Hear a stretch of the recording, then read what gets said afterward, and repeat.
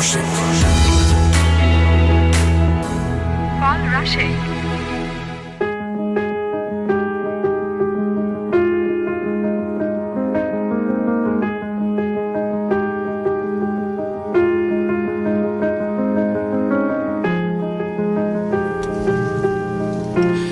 শুনছেন ঢাকা FM 90.4 মাই city মাই tune, বাংলাদেশের সর্ববৃহৎ FM রেডিও নেটওয়ার্কে যে যেখান থেকে এই মুহূর্তে টিউন করে আছেন এবং অপেক্ষায় রয়েছেন আপনাদের খুব প্রিয় যে অনুষ্ঠানটির জন্য সারা সপ্তাহ জুড়ে আপনারা এত এত কল করছেন, কল রাশেকের জন্য। শুরু হচ্ছে আমাদের আজকের পর্ব। আমাদের স্টুডিওতে বরাবরের মতো রয়েছেন জনাব রাশেক রহমান স্যার। আসসালামু আলাইকুম, কেমন আছেন? আসসালামু আলাইকুম জুয়েল, তুমি ভালো আছো? জি আলহামদুলিল্লাহ স্যার, আমি খুব ভালো আছি। এবং আজকে আমাদের সঙ্গে একজন বিশেষ মানুষ অতিথি হিসেবে রয়েছেন। তার পরিচয়টা আপনি যদি আমাদের সামনে সবার সাথে একটু পরিচয় করে দিতেন। আজকে আমরা সত্যি খুব সম্মানিত বোধ করছি। প্রথমে শুভ সন্ধ্যা ঢাকা FM এর সকল অগণিত দর্শক শ্রোতা। আজকে আমাদের মাঝে আছেন জানি পপ, এটা নির্বাচন পর্যবেক্ষণের একটি সমাদৃত সংস্থা, তার সভাপতি ডক্টর নাজমুল হাসান কলিমুল্লাহ, যিনি বাংলাদেশ ইউনিভার্সিটি অফ প্রফেসরসের উপাচার্যও বটে। এবং একই সাথে আপনারা জেনে খুশি হবেন যে কিছুদিন আগেই তাকে বাংলাদেশ ন্যাশনাল ক্যাডেট কোর তার শুভেচ্ছা দূত হিসেবে মনোনীত করা হয়েছে। আমি যতদূর জানি স্যার সঙ্গে আপনিও রয়েছেন, এই সৌভাগ্যটা আপনারও হয়েছে। সো অভিনন্দন, সুযোগটা পেয়ে গেলাম অভিনন্দিত করবার দুজনকেই। স্যার ধন্যবাদ। Welcome to our studio and welcome to Dhaka FM 90.4। আজকের দিনটা আসলে একটু আমি শোকাহত এই কারণে যে কিংবদন্তির সঙ্গীত ব্যক্তিত্ব, সুরকার, গীতিকার, গায়ক জনাব লাকি আখন্দ মৃত্যুবরণ করেছেন। একটু আগে আমরা সেটা জানতে পারলাম। তার অগণিত অনন্য সৃজনীর মধ্য দিয়ে বাংলাদেশের তরুণ প্রজন্ম বলুন বা আমাদের পূর্ববর্তী যে প্রজন্ম, তাদের তারুণ্যের যে সময়টুকু ছিল তারা হয়েছিল প্রণোদিত, উজ্জীবিত এবং স্বপ্ন দেখার একটা ক্ষেত্র তৈরি করার ক্ষেত্রে তার একটা অনন্য ভূমিকা ছিল বটে। তিনি আর নেই আমাদের মাঝে। আমি মনে করি যে আজকের অনুষ্ঠানের প্রথমেই Jewel, I think you will agree, আমরা জনাব লাকি আখন্দের ভিতরে একটা লুকায়িত অভিমান ছিল, ঠিক একই সাথে আত্মসম্মানবোধের জায়গাটা অসম্ভব শানিত ছিল। জি, তিনি কিন্তু আর 10 জন বাণিজ্যিকভাবে নিজেকে ভাসিয়ে দেওয়া শিল্পী না। তিনি চাইলে অনেক বেশি সফল হতে পারতেন, আর অনেক বেশি ধনাঢ্য হতে পারতেন, কিন্তু সেই পথটি তিনি বেছে নেননি। তিনি কষ্টের, ত্যাগের, সাধনার যেই পথ সঙ্গীত এবং সংস্কৃতির সাথে যে সম্পর্কিত, সেদিকেই ছিলেন। স্যার গত পর্ব ছিল আমাদের কল রাশেকে অনুষ্ঠানের দ্বিতীয় পর্ব এবং অত্যন্ত আন্তরিকভাবে দুঃখিত আমি গত পর্বে ছিলাম না, তবে আমি দূর থেকে অনুষ্ঠানের সঙ্গে ছিলাম এবং গত পর্বে যে পরিমাণ সাড়া আমি লক্ষ্য করছিলাম এবং এত বেশি ফোন কল, আমরা আসলে যেটা হয় যে পুরো সপ্তাহ জুড়েই ফোন কল কিন্তু চলতেই থাকে। আমরা যদিও বলছি যে অনুষ্ঠানটি যখন চলবে চলাকালীন সময় ফোন করবেন, তারপরও সবার এই অনুষ্ঠানটির প্রতি যে ভালোবাসা এবং যে আস্থা, তার উপরেই ভিত্তি করে আসলে সারা সপ্তাহ জুড়ে অনেকেই ফোন করেন। সবাইকে অনেক ধন্যবাদ। আসলে আমরা অনুষ্ঠান চলাকালীন সময় ছাড়া ফোন কলগুলি রিসিভ করতে পারি না, এই জন্য আমরা আন্তরিকভাবে দুঃখিত। আজও আমরা অনুষ্ঠান চলাকালীন সময় আপনাদের ফোন কলগুলি রিসিভ করবো। নাম্বারটা আমি একটু মনে করিয়ে দিই, 09611442222 09611444222। গত পর্বে ছিল আমাদের সঙ্গে, আমাদের অনেকগুলি কলারের মধ্য থেকে ছিল জনাব মিজান। আমরা মিজানের সঙ্গে গত পর্বে কথা বলেছিলাম। মিজান তার সমস্যার কথা স্যার আমাদের অনুষ্ঠানে জানিয়েছিল এবং তার জন্য একটা সুসংবাদ রয়েছে বটে, যেটা হয়ে থাকে কল রাশেকে। একটি ফোন কল বদলে দিতে পারে অনেক কিছুই, ঠিক তেমনটিই বোধহয় ঘটেছে। আমরা একটু মিজানের সঙ্গে কথা বলে আসি। মিজান আমাদের সঙ্গে ফোনে রয়েছেন। মিজান, আপনি কি শুনতে পাচ্ছেন? হ্যালো মিজান, আপনি কি শুনতে পাচ্ছেন? হ্যালো মিজান, আপনি কি শুনতে পাচ্ছেন? হ্যালো হ্যালো মিজান, মিজান আপনি শুনতে পাচ্ছেন? আমার নয়, কেটে আবার করাটা ভালো হবে। আচ্ছা, আমরা চেষ্টা করছি। মিজানের যে বিষয়টি ছিল, স্যার আজকে আসলেন আমাদের অনুষ্ঠানে জি, প্রথমবারের মতো, আমরা একটু স্যারের অনুভূতিটা জানতে চাই। আপনি জানেন যে call Rashek is a program which is actually targeted towards helping people. আমরা মানুষকে সাহায্য করার, তাদের সমস্যাগুলো শোনার সাথে অনুষ্ঠানটার ডিজাইন করা। তা আপনার প্রাথমিক অনুভূতি কি স্যার? আমি প্রথমেই যেটা বলবো, যেটি অনন্য সাধারণ একটি চিন্তা এবং তার বাস্তবায়ন আপনি ঘটিয়েছেন। উদ্ভাবনী শক্তি আপনার অসাধারণ, এটা তারই প্রমাণ বহন করে। আর আমি প্রথম অনুষ্ঠানটি শ্রবণ করবার সৌভাগ্য অর্জন করেছি এবং তাতে মনে হয়েছে যে এত অসংখ্য লোক আপনার অ্যাক্সেস পেতে চাচ্ছে এই অনুষ্ঠানে, যে আমি নিজেও বারংবার চেষ্টা করি কিন্তু ঢুকতে পারিনি। এবং সেই জন্যই এই অভিজ্ঞতাটি আমার হয়েছে। আমি এই অনুষ্ঠানের সাফল্য কামনা করি এবং ব্যাপক একটা সারা দেশ এর যে সীমানা তা ছাড়িয়ে সারা পৃথিবীতে ছড়িয়ে পড়বে এমনটি আমি আশা করি। আপনাকে ধন্যবাদ স্যার। আমরা যেটা করবো যে গত সপ্তাহে মিজান নামের একজন ভদ্রলোক আমাদেরকে ফোন করেছিলেন, তার যে সমস্যাগুলো ছিল সেগুলো একটু অ্যাড্রেস করে আমরা আপনার কাছে ফিরে আসব এবং আমাদের আলাপচারিতা চলবে। এর মাঝেই আমরা আশা করি আমাদের দর্শকরা ফোন করতে থাকবেন। Definitely, we'll try to maximize. হ্যাঁ, এবং সেটাই পেভ করবে আগামী দিনের প্রোগ্রামগুলোর পর থেকে।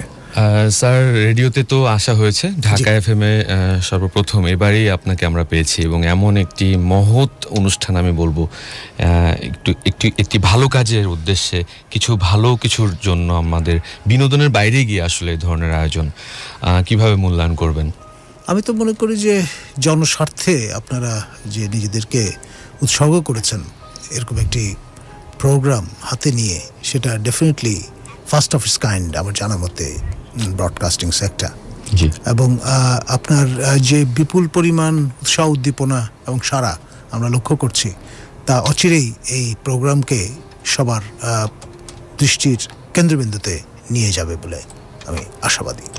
আসলে স্যার, সবারই স্বপ্ন থাকে এবং নানা ধরনের সমস্যা তো আমাদের সবার জীবনেই রয়েছে। একটা জায়গা আসলে আমাদের সবারই প্রয়োজন, যেখানে আমরা কিছু বলতে চাই, কিছু বলতে চাই, বলবার মতো সেই জায়গাটা আসলে আমরা ঢাকা এফএম 90.4 এবং এই অনুষ্ঠানের মাধ্যমে সেই প্ল্যাটফর্মটি আমরা তৈরি করে দিয়েছি। বাকিটা আমার মনে হয় শ্রোতাদের দায়িত্ব, নিজের সমস্যা, নিজের স্বপ্নগুলিকে বাস্তবায়ন করবার জন্য, স্বপ্ন দেখবার যে সাহসটা, সেটাই অনুষ্ঠানের মাধ্যমে তৈরি করে দেয়া এবং স্বপ্ন দেখার দায়িত্বটা আসলে তাদেরই। অবশ্যই স্যার, আমরা চেষ্টা করছি। আমরা মিজানকে গত সপ্তাহে আমাদের সঙ্গে ফোনে ছিল, সে তার সমস্যার কথা জানিয়েছিল। আমরা টিম কল রাশেক, এই অনুষ্ঠানের যে টিম, আমরা সারা সপ্তাহ জুড়ে কাজ করেছি এবং আমরা চেষ্টা করেছি যে তাকে আমরা দেখিনি তাকে ফোনে পেয়েছি কিনা। হ্যালো মিজান, শুনতে পাচ্ছেন? হ্যাঁ। আচ্ছা, আপনি কেমন আছেন মিজান? হ্যাঁ, আমি ভালো আছি। একটু ক্লিয়ার শোনা যাচ্ছে না। আচ্ছা, নেটওয়ার্কে বোধহয় একটু জটিলতা রয়েছে। আপনি তো জানেন নিশ্চয়ই, আজকে আপনাকে আমরা ফোন করেছি যে কারণে, আপনি তো মধ্যে জেনে গেছেন যে গত সপ্তাহে কল রাশেকে অনুষ্ঠানে কল করবার পর আপনার জীবনটা আসলে অন্যরকম হতে চলেছে এবং আমার মনে হয় সমস্যাগুলি আস্তে আস্তে দূর হতে চলেছে। মিজান ভাই, আপনি ভালো আছেন? হ্যাঁ, আসসালামু আলাইকুম স্যার। আমি রাশেক রহমান। আপনার পায়ে আমার সালাম। তো কল রাশেক এবং মাই সিটি মাই টিউন ঢাকা এফএম 90.4 এই অনুষ্ঠান করার জন্য আমি খুব আনন্দিত এবং আপনাদেরকে অভিনন্দন। আমি শুধু আপনার মাধ্যমে শ্রোতাদেরকে একটা জানাতে চাই যে গত দিনের যে অনুষ্ঠান আপনি ফোন করেছিলেন, লাইনটা কেটে গিয়েছিল এবং আপনার যে সমস্যার ব্যাপ্তি এটা সম্পূর্ণভাবে আমরা জানতে পারিনি। তবে ঢাকা এফএম 90.4 এর এবং কল রাশেকের যে টিম, তারা আপনার সাথে পরবর্তীতে আপনার টেলিফোন নাম্বার বের করে যোগাযোগ করে আপনার কি কি সমস্যা সেটা বের করতে সক্ষম হয়েছে। সব সমস্যার সমাধান হয়তো আমরা করতে পারবো না, তবে আপনার, আমি যেটুকু বুঝেছি, আপনার একটা সার্জারি দরকার, যেটা আপনার জন্য অসম্ভব ব্যয়বহুল। আমি শুধু আপনাকে এই রেডিও এফএম চ্যানেলের মাধ্যমে জানান দিতে চাই যে আপনার এই চিকিৎসার ব্যবস্থা আমরা ইতিমধ্যেই করেছি এবং এটা সম্পূর্ণ বিনামূল্যে ডক্টর মামুন আল মাহতাব স্বপ্নিল, যিনি আমাদের শহীদ বুদ্ধিজীবী ডক্টর আলিম চৌধুরীর জামাতা এবং তিনি একজন প্রখ্যাত চিকিৎসক, যিনি রিসেন্টলি হেপাটাইটিস বি রোগের ক্ষেত্রে একটি যুগান্তকারী অর্জন তার ক্ষেত্রে তিনি অর্জন করতে সক্ষম হয়েছেন।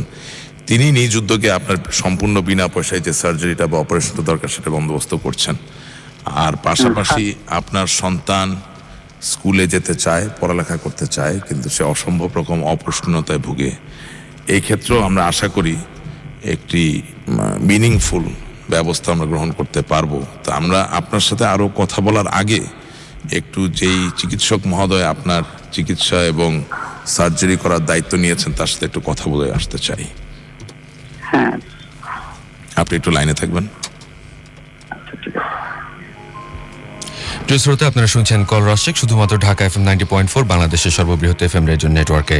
ফোন তুলে নিন এবং ডায়াল করুন 09611444222 এই নাম্বারে, 09611444222। আজকে আমাদের সঙ্গে রয়েছেন জনাব রাশিক রহমান তো রয়েছেন, আর এবং আজকে আমাদের একজন বিশেষ অতিথি রয়েছেন ডক্টর নাজমুল হাসান কলিমুল্লাহ। স্যার, সবচেয়ে অ্যামেজিং ব্যাপার হচ্ছে যেই মুহূর্তে এই জনাব মিজানের সমস্যার কথা আমি বললাম, সাথে সাথে ডক্টর স্বপ্নিল বললেন যে কোনো অসুবিধা নেই, আমি সব ব্যবস্থা নেব। আসলে বাংলাদেশে এখনো লক্ষ লক্ষ কোটি কোটি ভালো মানুষ আছে, শুধুমাত্র যার সাহায্যের প্রয়োজন, যার সহযোগিতার প্রয়োজন, যার সাহসের প্রয়োজন, তাদের সাথে এই ভালো মানুষগুলোর একটা সংযোগ যদি স্থাপন করে দেওয়া যায়, অনেকের জীবনই পরিবর্তিত হতে পারে। না, তা তো দেখাই যাচ্ছে, আজকে সবচেয়ে বড় প্রমাণ আমরা হাতের কাছে পেয়ে গেছি। তো উনি কি লাইনে আছেন? আমরা পেয়ে গেছি স্যার, ডক্টর। কথা বলে আসুন। জি, হ্যাঁ আসসালামু আলাইকুম স্বপ্নিল ভাই, ভালো আছেন? হ্যাঁ, ভালো আছি। আসসালামু আলাইকুম স্যার, আপনাকে অভিনন্দন। মিজান, আপনি একটু লাইনে থাকুন, আমরা কথা বলবো ডক্টর মামুন আল মাহতাব স্বপ্নিলের সঙ্গে। ডক্টর স্বপ্নিল, আপনি শুনতে পাচ্ছেন আমাদের? হ্যাঁ জি স্বপ্নিল ভাই, রাশিক রহমান বলছিলাম, ভালো আছেন? হ্যাঁ, ভালো আছি স্যার। না, এটা তো মিজানের ভয়েস। আচ্ছা মিজান, আমরা আপনার সঙ্গে পরবর্তীতে আবারও কথা বলছি। ডক্টর স্বপ্নিল শুনতে পাচ্ছেন? আচ্ছা, আমরা আবারও চেষ্টা করছি ডক্টর স্বপ্নিলের সঙ্গে কথা বলতে। যান্ত্রিক ত্রুটি একটু সমস্যা করে ফেলছে, গতদিনও সমস্যা করেছে। আমি 90.4 FM এর কর্তৃপক্ষের একটু দৃষ্টি আকর্ষণ করব যে আসলে টেলিফোনের যে যান্ত্রিক ত্রুটি, এটাকে দূর না করতে পারলে অনুষ্ঠান পরিচালনা খুব কঠিন হয়ে যায়। তো স্যার, আপনি বাংলাদেশের নতুন প্রজন্মের জন্য কিছু বলুন। এই যে আপনি বিএনসিসির শুভেচ্ছা দূত হলেন, বাংলাদেশ ন্যাশনাল ক্যাডেট কোরের এই যে প্রয়াস, এর সাথে আপনার সংযুক্তি, এটা কিভাবে হলো, কেন হলো? দেখুন, আমি ছাত্র জীবনে এত বেশি পরিমাণে নিমগ্ন ছিলাম পড়াশোনা নিয়ে, আসলে বিএনসিসির মতো একটি এফর্টকে দূর থেকে দেখেছি, খুব বেশি ঘনিষ্ঠভাবে সম্পৃক্ত হওয়ার সুযোগ পাইনি। কিন্তু যখনই প্রথম সুযোগটি এসছে, আমি কিন্তু অ্যাভেল করেছি। হ্যাঁ, দেন, কেটে গেছিল, দেন। জি আচ্ছা, আমরা পেয়ে গেছি ডক্টর স্বপ্নিল, আপনি কি শুনতে পাচ্ছেন? জি, আমি শুনতে পাচ্ছি। জি, আসসালামু আলাইকুম স্বপ্নিল ভাই, ভালো আছেন? রাশিক বলছিলাম। হ্যাঁ রাশেক, ধন্যবাদ। কেমন আছো? এই তো চমৎকার অনুষ্ঠান, আমরা এনজয় করছি। না, থ্যাংক ইউ। আজকে অনুষ্ঠানে একটু সমস্যা হচ্ছে যান্ত্রিক ত্রুটির জন্য। আই হোপ আপনারা এটা ক্ষমা সুন্দর দৃষ্টিতে দেখবেন। স্বপ্নিল ভাই, আপনাকে মিজান ভাই, যার আসলে অ্যাকিউট পাইলসের সমস্যা, তার বাচ্চাটিরও অপুষ্টিহীনতার সমস্যা, তাকে নিয়ে কথা বলেছিলাম এবং আপনি অসম্ভব উদার চিত্তে আমাকে বলেছিলেন যে আপনার পক্ষে যতটুকু করা সম্ভব আপনি তার জন্য করবেন। তা আমরা মনে করি যিনি উপকার করবেন আর যিনি উপকার পাবেন, তাদের দুজনের ভিতরে একটা সংযোগ স্থাপিত হওয়া দরকার। তো এই ভদ্রলোক মিজান সাহেব, তিনি আমাদের লাইনে আছেন। আমরা একটু তার মুখ থেকেই আপনার এই যে নিজ থেকে তাকে সাহায্য করার ইচ্ছার যে অনুভূতি, সেই অনুভূতিটা একটু শুনতে চাই। হ্যাঁ, ঠিক আছে, নিশ্চয়ই। তো তার আগে একটু জিজ্ঞেস করি ডক্টর স্বপ্নিল, আপনি যখন জানতে পারলেন এই বিষয়টি নিয়ে, আসলে কোন জায়গা থেকে আপনি চেয়েছেন এই মানুষটির পাশে দাঁড়াবার জন্য? দেখেন, আমাদেরকে আপনারা ভালো খারাপ যাই বলেন, আমাদের পেশাগত দায়িত্বের একটা অংশ হচ্ছে, মূল কাজটাই হচ্ছে মানুষকে সাহায্য করা। এবং আমার মনে হয় সব চিকিৎসকই কম বেশি চেষ্টা করে যদি কাউকে সাহায্য করা যায়। আর রাশেকের মতো একজন লোক, সম্মানী লোক, আমাদের ছোট ভাই, প্রিয় ছোট ভাই, সে একটা উদ্যোগ নিয়েছে। আমার মনে হয় আমাদের প্রত্যেকেরই দায়িত্বের মধ্যে পড়ে এই ধরনের উদ্যোগকে আমাদের নিজ নিজ অবস্থান যতটা পারা যায় সাহায্য করা। বলে পেশাগত দায়িত্ব, ছোট ভাইয়ের প্রতি ভালোবাসা, যাই বলেন, সব মিলিয়েই আমার মনে হয়েছে যে আমি এই কাজটা, যেহেতু আমার এক্সপার্টিজের মধ্যে পড়ে, আমি তাকে সম্পৃক্ত হতেই পারি, তাকে সাহায্য করতেই পারি। আপনাকে অনেক ধন্যবাদ। ঢাকা FM এর সব শ্রোতা এবং বিশেষ করে মিজান, তিনি এই মুহূর্তে আমাদের সঙ্গে লাইনে রয়েছেন। মিজান, শুনতে পাচ্ছেন? মিজান, আপনি কি শুনতে পাচ্ছেন আমাদের? মিজান, আপনি কি শুনতে পাচ্ছেন?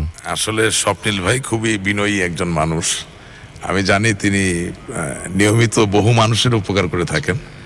আচ্ছা, আপনি যেই স্নেহ বা আপনার যেই ভালো অনুভূতি আমার জন্য প্রকাশ করলেন, এর জন্য আমি ব্যক্তিগতভাবে কৃতজ্ঞ। এবং আমি মনে করি আজকের এই অনুষ্ঠানের মধ্য দিয়ে আপনার হাত ধরে যেই মানুষটি সুস্থতার দিকে এগিয়ে যাবে, এটা একটা অসাধারণ একটা উদাহরণ হিসেবে কাজ করবে আগামী দিনে। তো না, স্বপ্ন আমি ভাই, খালি একটু জি। হ্যাঁ, অনেক ধন্যবাদ রাশেক। আমি একটু জাস্ট এক মিনিট বলে নেই যে ভালো মানুষকে ভালো বলতে পারাটা একটা ভালো কাজ। আমি এই ভালো কাজটা সবসময় করার চেষ্টা করি। তুমি একজন ভালো মানুষ, জীবন অনেক বড় হও। আর তুমি তোমার রোগীকে একটু বলো, তুমি আমার কন্ট্যাক্ট পার্টিকুলার জানো, জি। যে কোনো সময় আমার সাথে যোগাযোগ করতে পারে।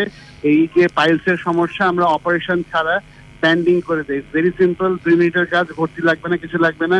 সে আমার সাথে যোগাযোগ করে আসবে, নিজে হাতে এটা করে দেবো। অনেক ধন্যবাদ আপনাকে, অনেক ধন্যবাদ স্বপ্নিল ভাই। আমরা একটু আপনার এই যে রিসেন্টলি হেপাটাইটিস বির ব্যাপারে আপনার যে কাজ এবং এর যে স্বীকৃতি, এই ব্যাপারে একটু জানতে চাই, আপনি যদি একটু বলেন। এটা হচ্ছে যে যদি সংক্ষেপে বলি, যে হেপাটাইটিস বি ভাইরাসের বেশ কিছু ওষুধ দীর্ঘদিন ধরেই বাজারে আছে, কিন্তু কোনো ওষুধই আসলে পূর্ণভাবে কার্যকর না। ওষুধগুলো দীর্ঘদিন ব্যবহার করতে হয়, 8-9 বছর ধরে ব্যবহার করতে হয়, সাইড এফেক্ট আছে, রেজিস্ট্যান্স তৈরি হয়, ইত্যাদি ইত্যাদি। তো সবসময় আমরা চেষ্টা করি যে একটা নতুন ওষুধ যদি তৈরি করা যায় যেটা মানুষকে হেল্প করবে। তো আমাদের সৌভাগ্য হয়েছিল যে আমরা এই একটা ওষুধ নিয়ে বাংলাদেশে রিসার্চ করার সুযোগ পেয়েছি। আমরা একটা নতুন যেটা আছে নিউ মলিকুল, যেটা শরীরের রোগ প্রতিরোধ ক্ষমতা বাড়িয়ে দিয়ে হেপাটাইটিস বি ভাইরাসকে নিয়ন্ত্রণে সাহায্য করে। আমরা যাবতীয় নিয়ম কানুন মেনে বঙ্গবন্ধু শেখ মুজিব মেডিকেল বিশ্ববিদ্যালয়, Bangladesh medical research council, drug administration, এমনকি ইউএস FDA এর অ্যাপ্রুভাল নিয়ে এদেশে ক্লিনিক্যাল ট্রায়াল করেছি, যেটা বিভিন্ন পর্যায়ে মনিটরড হয়েছে। কিউবানরা মনিটর করেছে, ফ্রেঞ্চরা মনিটর করেছে, এবং তারপরে ওষুধটা গত বছর কিউবাতে রেজিস্ট্রেশন পেয়েছে একটা প্রেসক্রিপশন প্রোডাক্ট হিসেবে। মানে এখন ওখানে লিখলে ওষুধটা পাওয়া যায়, কেউ ডাক্তার লিখতে পারে এবং রোগী কিনতে পারে বা রোগী সরবরাহ পেতে পারে। সেটা আমাদের জন্য বড় প্রাপ্তি হচ্ছে এই জন্য যে এরকম কোনো ঘটনা শুধু বাংলাদেশেই প্রথম না, বরং পুরা দক্ষিণ এশিয়া, দক্ষিণ পূর্ব এশিয়া, সার্ক, আসিয়ান, এমনকি চায়না কোথাও অনেক রিসার্চ, অনেক ট্রায়াল হয়, কিন্তু এত বড় কাজ কোনো সময় হয় নাই। আমরা সত্যি গর্বিত যে এই ওষুধটি তৈরি এবং এর উন্নয়ন এবং এর গবেষণার ক্ষেত্রে আপনি যে একজন পুরোধা ব্যক্তি ছিলেন, তার সাথে আজকে কথা হচ্ছে, আমরা সত্যি গর্বিত। এবং বাঙালি পারে, বাঙালি পারবে, বাঙালি আগেও পেরেছিল, এটাই বাস্তব, এটাই সত্য। বঙ্গবন্ধুর দেশে অনেক জি। নিশ্চয়ই আছে। আমি একটা মিনিটের একটু যোগ দিই যে বাঙালি অবশ্যই পারে, এবং এটা কিন্তু কোনো ব্যক্তির কৃতিত্ব না। এই কৃতিত্ব হচ্ছে চিকিৎসকের যারা কাজটা করেছে, তার চেয়ে বড় কৃতিত্ব রোগীদের যারা চিকিৎসক আস্থায় রেখে ট্রায়ালে এসছে, এবং সবচেয়ে বড় কৃতিত্ব তোমার মতো মুক্তমানা লোকদের যারা জননেত্রী শেখ হাসিনা হাতকে শক্তিশালী করেছে। ফলে আজকে দেশে একটা মুক্ত বুদ্ধি চর্চার পরিবেশ তৈরি হয়েছে, যে কারণে কিন্তু আমরা এখানে রিসার্চ করার সুযোগ পেয়েছি। না, এটা একটি সমষ্টিগত কৃতিত্ব। তোমাদের সবাইকে ধন্যবাদ। না, আপনাকে অনেক ধন্যবাদ। স্যার, আপনি কিছু বলতে চান? স্বপ্নিল ভাইকে? অবশ্যই স্বপ্নিল ভাইকে তো অবশ্যই আমি অভিনন্দন জানাবো, কারণ এটা বিশাল একটা অর্জন এবং আমাদের দেশের জন্য বড় একটা প্রাপ্তিযোগ। আপনি বরাবর এরকমের একটা প্রতিজ্ঞা নিয়ে এগিয়ে যাবেন এবং আমাদেরকে নতুন নতুন সাফল্যের অর্জন আমাদের ভান্ডারে প্রদান করবেন, এমনটি আমরা আশা করতে পারি।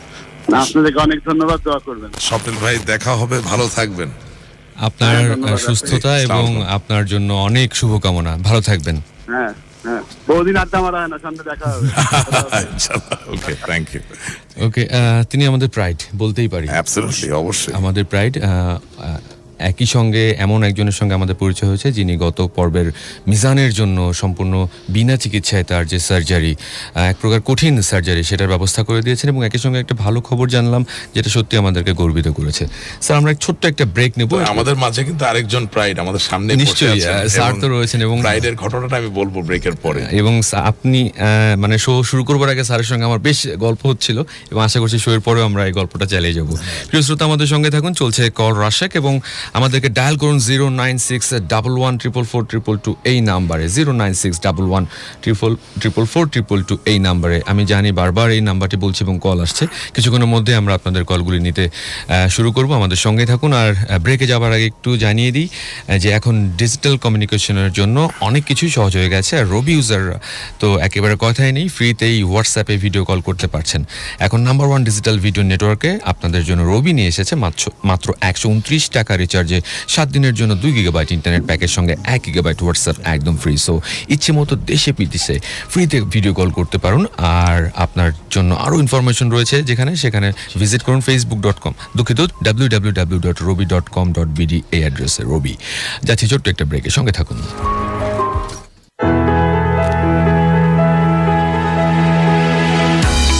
ক্ষমতায়নের প্রথম শর্ত বহিঃপ্রকাশ।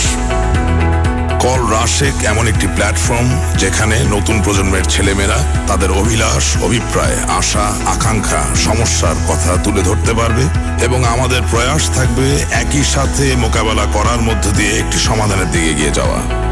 টেলিফোন হাতে নিন and then call Rashek. Call করুন 09611444222 ঢাকা FM 90.4। ক্ষমতায়নের প্রথম শর্ত বহিঃপ্রকাশ। প্রজন্মের সমস্যার কথা জানতে চাই, শুনতে চাই। কল রাশেক প্রতি শুক্রবার রাত 9টায় শুধুমাত্র ঢাকা FM 90.4-এ।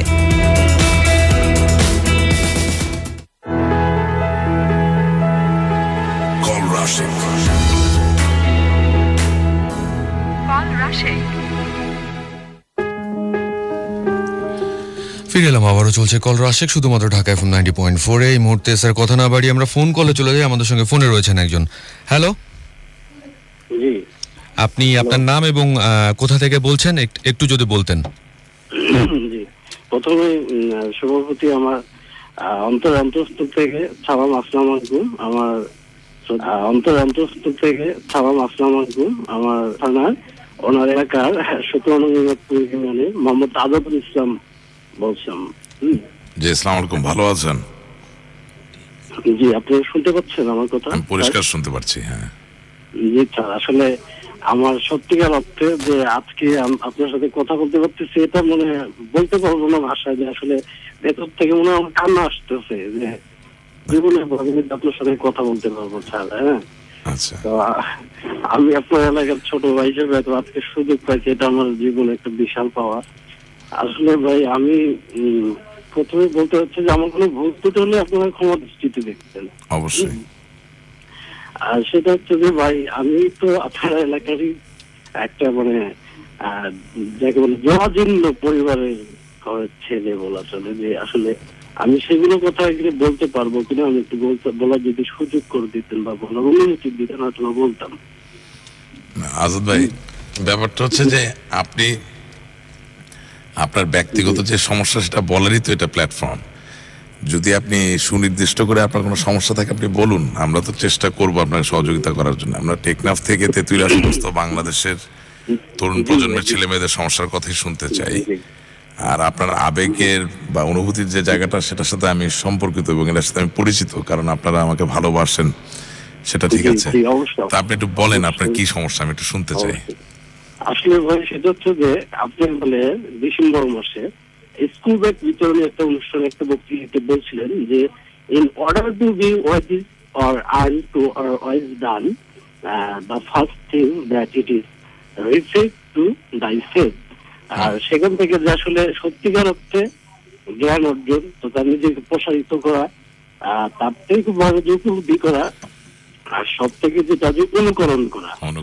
আসলে এটা আপনি বলছিলেন, তো আমি কিন্তু আপনার মানে আমি যে ম্যাচে থাকি, তো আমার লাইফ হিস্ট্রিতে একটু বলতে চাই যে ছোটবেলা থেকে আমার কিন্তু গ্রামটা হচ্ছে ভাই 17 দিনাজপুরের মোল্লাহাট থেকে ওই পার্শ্ববর্তী আদারহাট ও মোল্লাহাট পার্শ্ববর্তী এটা।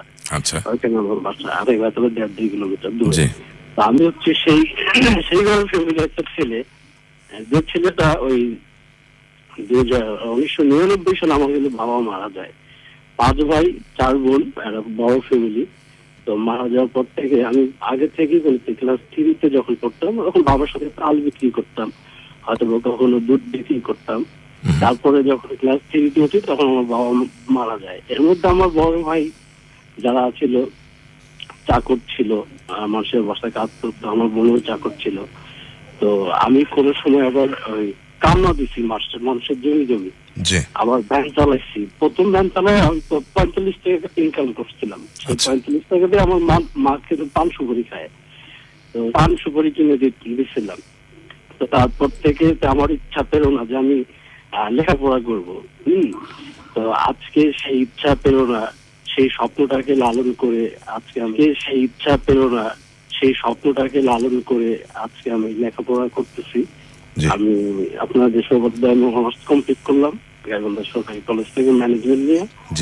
তো এই প্রেক্ষিতে জীবনে অনেক কাহিনী আছে। আসলে প্রত্যেক জনের জীবনটা একটা ছবি, একটা গল্প, উপন্যাস, যাই বলেন। আপনার বয়স কত চলছে এখন? আমার বয়স 26 বা 26.5। সেটা বিয়ে করি তখন আমি ইন্টারমিডিয়েট পরীক্ষা দিয়ে আসছি। 2014 সালে আবার ঢাকায় আসছি, রিক্সা চালাইছি। সংগ্রামী জীবন। আজাদ ভাই, আপনার এখনকার চাওয়াটা কি? আসলে সত্যিকার অর্থে কি যে মানুষের তো চাওয়া পাওয়ার কোনো থাকে না। একটু আমি সুনির্দিষ্ট করতে হবে, কারণ রেডিওর প্রোগ্রাম তো আর অকাল চলবে না। অন্যান্যরা ফোন করছেন, আমাদের এখানে সম্মানিত গেস্ট প্রফেসর ডক্টর আমাকে একটু বলার একটু আসলে আমি হয়তো নিজের থেকে সন্তুষ্ট করি। আমার বড় ভাই, 14 বড় ভাই, তার সাথে আমি কথা বলতে পারছি। এটা যদি না বলতে পারি মনের মধ্যে একটা কোনো অসুবিধা নাই। যদি আপনার আরো সময় লাগে, আপনি যে কোনো সময় আমার ব্যক্তিগত যে টেলিফোন, সেখানে ফোন করে আমার সাথে কথা বলবেন, যত সময় লাগবে কথা বলবেন। তার থেকেও বড় কথা, আমি সত্যি খুবই টাচড এই কারণে যে 2004 সালে আমি একটা বক্তৃতা দিয়েছিলাম, সেই বক্তৃতার ইংরেজি উক্তি আপনার এখনো মনে আছে। এটা খুবই অ্যামেজিং একটা ব্যাপার। তার মানে আপনি সত্যিকার অর্থে আমাকে ভালোবাসেন। এবং আমি এখান থেকে আরেকটু বলতে চাই যে আসলে ভাই আমি ওই গাইবান্ধা থেকে লেখাপড়া করতাম মাঝে মাঝে ঢাকায়। তারপরে চাকরি করতে 2014 সালে ক্যাব থেকে দিনে মানুষকে চা বানায় খাওয়াইছি, রাত্রে ওই একটা চারতলা ফিলা গাছ দিছি, ঘুমাইছি, থাকছি। এতটা পরিশ্রম করে আজকে আমি লেখাপড়া শেষ করছি সরকারি কলেজ থেকে। তো তারপরেও আসলে জীবনে তো মানুষের জন্য ধর আমার ফ্যামিলির দিকে তাকাইলে আমার পানি আসে এখন। কারণ ওই যে আপনি প্রায় বলতেন যে শেখ মুজিবুর রহমান হচ্ছে একটা নকশিকাতার সেই গুণন, আসলে সেই গুণনে থাকে মায়ের স্বপ্ন গাথা। আসলে সেই মায়ের দিকে আজকে তাকালে আমার জীবনটা বেঁচে থাকাটাই মনে হয় যে আমার জন্য একটা ইয়ে হয়ে যায় যে আসলে আমি কি করবো। আমার যে আসলে আপনার মায়ের বয়স এখন কত? আমার মায়ের বয়স তাও তো 60-65 হবে। উনি কি সরকার থেকে কোনো সহযোগিতা পান? হ্যাঁ, বয়স্ক ভাতা ওনার। বয়স্ক ভাতা পান? বিধবা ভাতা। পান। এখন পায়, আগে 600 টাকা হয়তো পাইছিল। আচ্ছা, তো আপনার জন্য আমার ছোট একটা অনুরোধ থাকবে। সেটা হচ্ছে, আপনার মার বয়স যদি 62 হয়ে থাকে, আর আপনি যদি দেখেন যে বিধবা ভাতার থেকে বয়স্ক ভাতায় বেশি অর্থ পাওয়া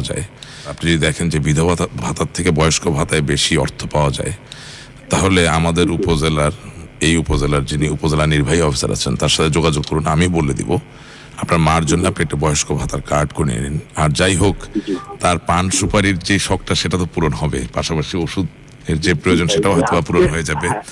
আর আপনার বয়স, আপনার জন্য যেটুকু ভালো লাগে আমি করবো। আরেকটা স্বপ্ন, যেহেতু আপনি স্বপ্নের কথা প্রায় বলেন, কিন্তু এখন অন্য ফোনে যেতে হবে, কিছু মনে করবেন না, ক্ষমা করবেন আমাকে।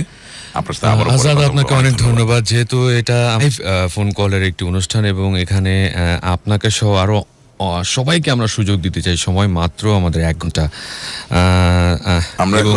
মিথ্যে আশ্বাস দেওয়ার লোক রাশেক রহমান নন। আপনার এই ছোট্ট কলেই আমরা হয়তো বা আপনাকে একটা ফিডব্যাক দিতে পারবো ইনশাআল্লাহ। আপনি ভালো থাকবেন স্যার। তা আমরা ডক্টর নাজমুল হাসান কলিমুল্লাহ স্যারের কাছে যাই, ওনার কথা শোনা দরকার। আমি দেখেছি উনি অসম্ভব সফল একজন কর্মঠ মানুষ। সুতরাং স্যার, আমরা যেই জায়গায় থেমেছিলাম, অর্থাৎ বিএনসির সাথে আপনার যে সম্পর্ক, সেই জায়গা থেকে যদি আপনি একটু শুরু করেন। আমি যখন চিন্তা করলাম যে সুযোগ এসছে, আমি একেবারেই ঝাঁপিয়ে পড়লাম। প্রথম ধাক্কায় চলে গেলাম বাইপালে।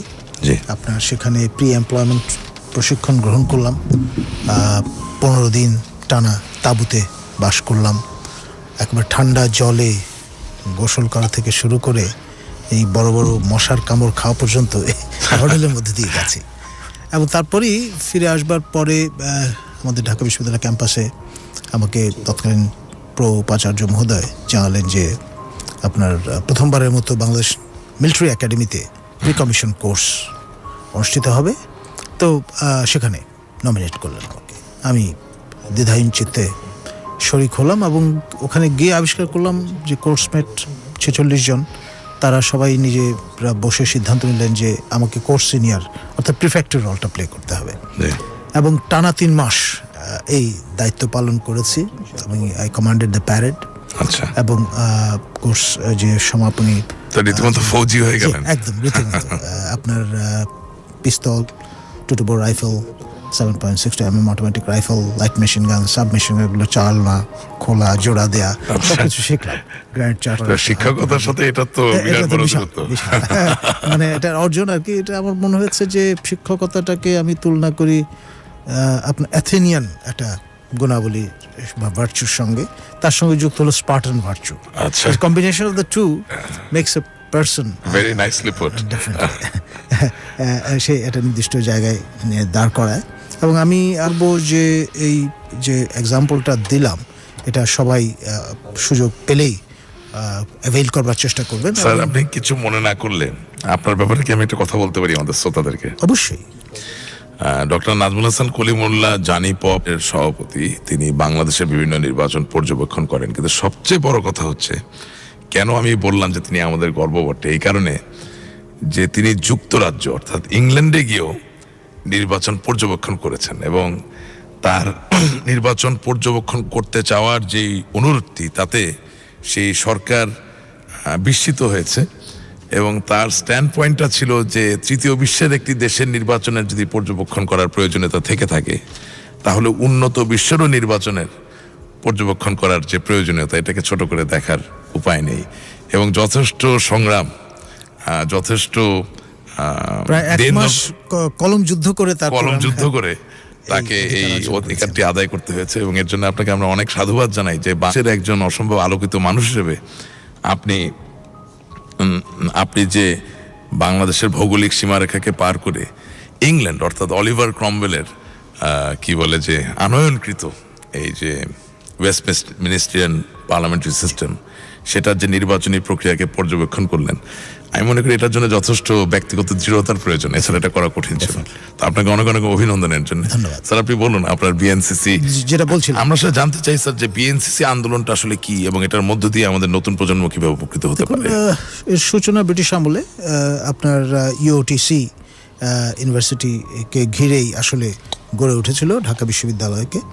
পরবর্তীতে নানান চড়াই উতরাই পার হয়ে এটি বাংলাদেশ ন্যাশনাল ক্যাডেট কোর এই অভিধায় অভিযুক্ত হয়। এবং গত বছর ডিসেম্বর মাসে মাননীয় প্রধানমন্ত্রী, তিনি প্রতিরক্ষা মন্ত্রীও বটেন, তার উদ্যোগে আপনার মহান জাতীয় সংসদে এই বিএনসিসি অ্যাক্ট পাশ হয়েছে এবং মাস 2-এর মধ্যেই আমরা দেখেছি যে গ্যাজেট প্রকাশিত হয়েছে। এখন একটা পরিপূর্ণভাবে বলা যায় 3 উইং বিশিষ্ট একটি বাহিনী। আচ্ছা। এবং এর মূল যে ভিত্তিটি, সেটি হচ্ছে জ্ঞান, শৃঙ্খলা এবং স্বেচ্ছাসেবা।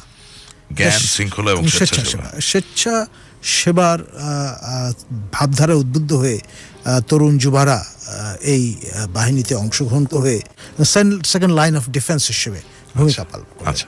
যে কোনো জাতীয় দুর্যোগে তারা অকুতভয় সৈনিকের ভূমিকা পালন করবেন। এবং সার্জেন্ট রুমির কথা আমরা জানি, শহীদ জননী জাহানারা ইমামের সন্তান, তিনি কিন্তু আমাদের একজন ক্যাডেট ছিলেন। এবং শুনেই কিন্তু মানে জাহানারা ইমাম এই গৌরবান্বিত হতে পেরেছেন। অর্থাৎ আপনার মাধ্যমে আমরা বাংলাদেশের অগণিত তরুণ প্রজন্মের শ্রোতাদেরকে এটা জানান দিতে পারি যে এই বাংলাদেশ ন্যাশনাল ক্যাডেট কোরের সাথে আমাদের মুক্তিযুদ্ধের এক অমর গাথা এর সম্পর্ক আছে। এবং বীর একজন সেনানী রুমি ভাই, তার সক্রিয় অংশগ্রহণ ছিল। এবং এই বাহিনী শুধুমাত্র বাংলাদেশের বাঙালির, এবং এই বাহিনীর মধ্য দিয়ে একই সাথে আপনি যেমন শৃঙ্খলাবদ্ধ হবেন, জ্ঞানী হবেন, আত্মবিশ্বাসী হবেন, আবার পরের উপকার করার যে সুযোগ, সেই সুযোগও পাবেন। স্বার্থপরতার যে চিন্তা, সেটি জাগ্রত হবে। তো আমি আশা করি আপনার এই আহ্বানে, আমাদের এই আহ্বানে সাড়া দিয়ে আরো লক্ষ লক্ষ ছেলেমেয়েরা বাংলাদেশ ন্যাশনাল ক্যাডেট কোরের সাথে সম্পৃক্ত হবেন নিজেদেরকে। আমি নিজেও স্যার আপনার সাথে কয়েকটা অনুষ্ঠানে যাওয়ার সৌভাগ্য অর্জন করেছি, এত সুন্দর লাগে। আমরা রংপুরে বিশাল যজ্ঞ করে আসলাম। রংপুর স্টেডিয়ামকে ঘিরে পুরো রংপুর শহর মেতে উঠেছিল। আপনার রাতে আপনার গান বাজনা, আমাদের আরেকজন শুভেচ্ছা দূত মমতাজ বেগম এমপি তিনি ছিলেন, আখি আলমগীর ছিলেন, জি। রেশমা ছিলেন, Right. ঢাকা থেকে গিয়ে মাতিয়ে তুলেছিলেন রংপুর শহরকে, এবং প্রায় 3 কিলোমিটার লম্বা যে র্যালি অনুষ্ঠিত হয়েছে রংপুর শহরে, এটা প্রথমবারের মতো আমার জানা এবং মতে অনুষ্ঠিত হয়েছে। আমরা যতটুকু জানি যে সমস্ত বাংলাদেশ থেকে বাংলাদেশ ন্যাশনাল ক্যাডেট কোরের অফিসার এবং ক্যাডেটরা সেখানে সম্মিলিত হয়েছিলেন জঙ্গিবাদ বিরোধী এবং মাদক বিরোধী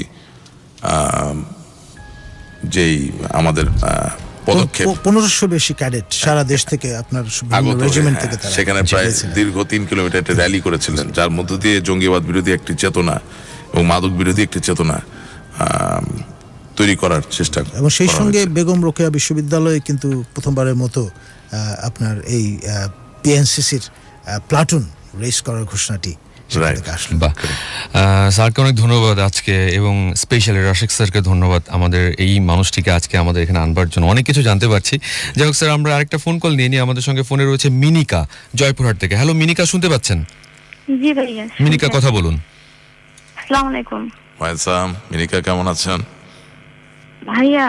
মানে শরীরের দিক থেকে ভালো আছে, কিন্তু মনের দিক থেকে আমি খুব একটা ভালো নাই কেন, কি হয়েছে? ভাইয়া। আসলে আমি মানে গত সপ্তাহে আপনার এই অনুষ্ঠানটা শুনলাম, আর সেই সপ্তাহে মানে আমি মানে আত্মহত্যার মানে চেষ্টা করতেছিলাম। ঠিক সেই টাইমে আপনার হঠাৎ করে এফএম রেডিওটা আমার মানে কেমনে যে চালু হয়, আর আপনার এই কথাটা শোনার পর আমার মানে বেঁচে থাকার একটা আশা আমি ফিরে পাই। তো পরে আমি আপনার অনুষ্ঠান শেষ হওয়ার পরে অনেক চেষ্টা করছি, কিন্তু আপনার সাথে যোগাযোগ করতে পারিনি। এই একটা সপ্তাহ শুধু মানে বেঁচে থাকার আশাটা খুঁজে আমি মানে অনেকক্ষণ থেকে চেষ্টা করতেছি আপনার সাথে যোগাযোগ করার জন্য, কিন্তু কোনোভাবে মিনিকা, আপনি পাচ্ছি না। আত্মহত্যা কেন করতে চেয়েছিলেন? ভাইয়া, আমি যখন মানে আমার বাবা 2015 সালের মে মাসের 28 তারিখে মারা, আর আমার বাবা মানে আমার প্রচন্ড ভালোবাসত, আর লেখাপড়া উৎসাহ আমার বাবাটাই দিত।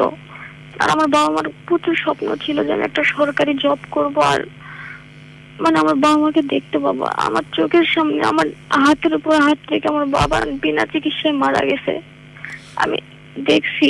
তখন থেকে মানে বাবা যখন থেকে পড়েছিল তখন থেকে আমি হাজার হাজার চেষ্টা করছি যে আমি একটা চাকরিতে ঢুকবো, কিন্তু আমি কোনোভাবেই পাইনি। যখন যে চাকরিতে গেছি সবাই আমাকে আমার দিকে তাকাইছে, কিন্তু আমাকে চাকরি কেউ দেয়নি। আপনি আপনার শিক্ষাগত যোগ্যতা কি মিনিকা? ভাই, আমি ইন্টার এবার পরীক্ষা দিছি। আমার মারও খুব অসুখ, কিন্তু আমি চিকিৎসা করতে পারি না। আপনারা আমাদের কয় দিন ভাই বোন? এমন ভাবে যায় ভাইয়া। আপনার মানে কয় ভাই বোন? আমরা 3 বোন। আমার বড় 2টা বোন আছে, তাদের বিয়ে হয়ে গেছে, কিন্তু তাদেরও একই অবস্থা। আমি মানে অনেক কষ্টে লেখাপড়া করে, জীবনে বই খাতা কলম কোনো কিছুই আমি কিনতে পারিনি। অন্যের বই খাতা অন্যের সহযোগিতা নিয়ে আমি লেখাপড়া করছি। কলেজে আমি কখনোই যেতে পারতাম না, ইচ্ছা থাকলেও যেতে পারতাম না, কিন্তু অনেক কষ্টে এই লেখাপড়া, বাবা মরে যাওয়ার পরও কষ্টে লেখাপড়াটা চালাইছি। মিনিকা, আপনি এখন কোন কলেজে পড়েন? ভাইয়া, আমি আমাদের এলাকার একটা মডেল কলেজে পড়ি। নামটা সেখান বলেন। থেকে পরীক্ষা দিছি। আর বিশেষ করে আমার বাবা মার স্বপ্ন ছিল আমি পুলিশের চাকরি করব, আর আমারও ছোটবেলা থেকে আচ্ছা, এই স্বপ্নটাই আপনার ছিল। কলেজের নামটা কাইন্ডলি বলুন আমাকে। মাত্রায় মডেল কলেজ। হ্যাঁ, আত্রাই। জি ভাইয়া। আচ্ছা। কিন্তু আমি মানে লাইনে দাঁড়াইছিলাম পুলিশের, আমার কাছে 8 লক্ষ টাকা চাওয়াইছিল। কনস্টেবল হওয়ার জন্য? হ্যাঁ ভাইয়া। তবে আমি যখন যে চাকরির জন্য অ্যাপ্লিকেশন করছি বা যেখানেই গেছি, সবাই আমার নিজেকে দেখছে। কেউ আমাকে বলছে 2 দিনের জন্য, কেউ 2 ঘন্টার জন্য। এসব আমি সহ্য করতে না পারি, একদিন আত্মহত্যা করতে না, গেছিলাম। আত্মহত্যা করা যাবে না। আত্মহত্যা করা মহাপাপ। আমাদেরকে বাঁচতে আপনার হবে। এই কথা শোনার পর থেকে মানে আমি একটা সপ্তাহ শুধু আপনার জন্য অপেক্ষা করছি। আমার আপনাকে বাবা মার এই স্বপ্ন পূরণের আমি অনেক চেষ্টা করছি ভাইয়া, কিন্তু কোনোভাবে পূরণ করতে পারিনি। আচ্ছা মিনিকা, যত কষ্টই হোক এই সব কষ্টকে শক্তিতে রূপান্তরিত করতে হবে এবং বেঁচে থাকতে হবে। আপনি যদি নিজেকে আমি হরণ সমাজের করেন, একজন হতে চাই, না, সমাজের তা একজন হবেন, আপনি হবেন। করতে চাই। তবে আপনি নিজেকে হত্যা করলে যেটা হবে যে আপনার মা যিনি অসুস্থ তিনিও মৃত্যুবরণ করবেন। শুধু তাই না, আপনার বোনরা হয়তো ভাই, আমি সরাসরি কি করব? তারা আপনাকে ভালোবাসেন। আমার কথাটা শুনুন, আমার কথাটা শুনুন। আপনি যেমন কষ্ট করছেন, পরিশ্রম করছেন, আপনি বিশ্বাস করুন যে আপনার থেকেও আরো অনেক বেশি কষ্ট করা মানুষ এই পৃথিবীতে আছে। আত্মহত্যার ভাইয়া। পথ হচ্ছে সবচেয়ে সহজ পথ, এটা কাপুরুষের পথ। আমি আপনাকে বলছি যে আমরা আপনাকে সহযোগিতা করব। আপনি একটু ধৈর্য ধরুন, একটু ভাইয়া, কথাগুলো এই শুনুন। নাম্বারটা আমার না ভাইয়া, এই নাম্বারটা আমার না, অন্য একজনের ফোন থেকে আমি ফোন করছি। আমি অনেকক্ষণ আমার ফোন থেকে ট্রাই করতেছি, কিন্তু লাইন পাইনি। আমার ফোনে টাকা তাহলে শেষ এই হয়ে এই গেছে। নাম্বারটা কার বোন একটু বলুন তো আমাকে। এটা অন্য একজন নাম্বার, আমার ফোনের টাকাটা শেষ হয়ে গেছে, আমি আপনাকে নাম্বার দিতে পারি, আমার ফোন নাম্বারটা। ফোন নাম্বারটা এভাবে আমরা তো অন এয়ারে চাই না। মিনিকা, আমরা আপনাকে পরবর্তীতে ঠিক এই নাম্বারে আবারও কল করে আমরা আপনার নাম্বার নিয়ে নিব। আপনি আমাদের সঙ্গে থাকুন, আপনাকে অনেক ধন্যবাদ। জি, আমরা পরবর্তীতে যোগাযোগ করছি আপনার সঙ্গে। Minika, I want to talk with her. Please sir. এটা কি ব্রেকের পরে না এখন? আমরা স্যার একেবারে শেষের দিকে আমরা না, but I need to talk with হার। শুনেন, আমি আপনাকে যেটা বলতে চাই, প্রথম কথা হচ্ছে যে বঙ্গবন্ধু কন্যা মাননীয় প্রধানমন্ত্রী জননেত্রী শেখ হাসিনা যারা কলেজে পড়ছেন বা স্নাতক পর্যায়ে পড়ালেখা করছেন তাদের জন্য উপবৃত্তির ব্যবস্থা করেছেন। আমি জানি না সেটা আপনি জানেন কিনা। আমি আপনার কলেজের অধ্যক্ষের সাথে কথা বলবো এবং আপনাকে যত ধরনের আর্থিক সুবিধা দেওয়া প্রয়োজন সেটা ব্যবস্থা করার প্রয়োজনীয় পদক্ষেপ যাতে নেওয়া হয় সেদিকে লক্ষ্য রাখার একটা চেষ্টা করব। 1, 2 নাম্বার, আপনি পুলিশে দাঁড়িয়েছেন, আপনার মাপ উচ্চতা কি সেটা আমি জানি না। আপনি বলছেন যে সেখানে আপনার কাছে 4 লক্ষ টাকা উৎকোচ চাওয়া হয়েছিল।